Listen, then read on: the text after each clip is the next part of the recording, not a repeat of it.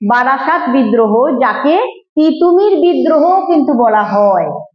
এই বারাসাত বিদ্রোহ ছিল 19 শতকে, এটাও 19th সেঞ্চুরিতেই হয়েছিল। এটা একটা ছিল সশস্ত্র প্রতিরোধ আন্দোলন। এই বিদ্রোহের নেতৃত্ব দেন তিতুমির, যার নাম অনুযায়ী বিদ্রোহের নাম হচ্ছে তিতুমির বিদ্রোহ। এই বিদ্রোহের নাম নেতৃত্ব দেন তিতুমির, যার প্রকৃত নাম বা আসল নাম হলো মীর নিসার আলী। আর এই বারাসাত বিদ্রোহ শুরু হয়েছিল 1830 খ্রিস্টাব্দে। এই যে তিতুমির, তিনি এই ওয়াহাবি আন্দোলনের কথা যে আলোচনা করলাম, সেই ওয়াহাবি আন্দোলনের দ্বারা কিন্তু তিনি অনুপ্রাণিত হয়েছিলেন।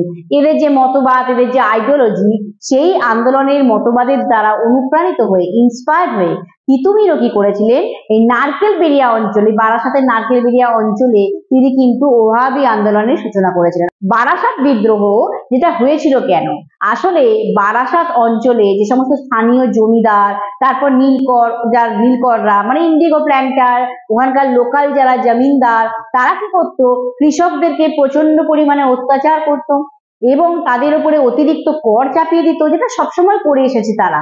এই সবের বিরুদ্ধে প্রতিবাদ স্বরূপ, এগুলোর এগেনস্টে প্রতিবাদ স্বরূপ তিতুমির কি করেছিলেন, 1830 খ্রিস্টাব্দে একটা বাঁশের কেল্লা তৈরি করেছিলেন, একটা ব্যাম্বু ফোর্ট তৈরি করেছিলেন, করে তিনি বিদ্রোহ ঘোষণা করেছিলেন, তিনি রিভোল্ট করেছিলেন।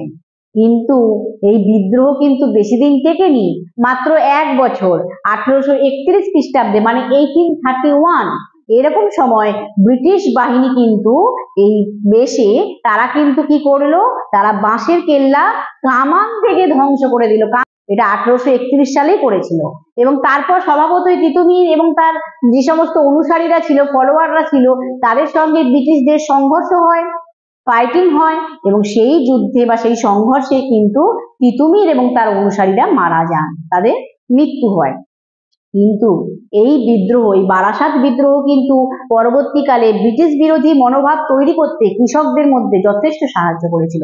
কৃষকরা এরপরে কিন্তু আরো বেশি প্রতিবাদী হয়ে উঠেছিল। তিতুমির সেই ভাবনাটাকে কিন্তু জাগিয়ে তুলতে সাহায্য করেছিল। তাই বারাসাত বিদ্রোহ 1 বছর হতে পারে, একটা বছর ধরে মাত্র বিদ্রোহটা হলেও এই বিদ্রোহের কিন্তু গুরুত্ব কিছু কম ছিল না। এটা কিন্তু একটা ইম্পর্টেন্ট রোল ছিল আর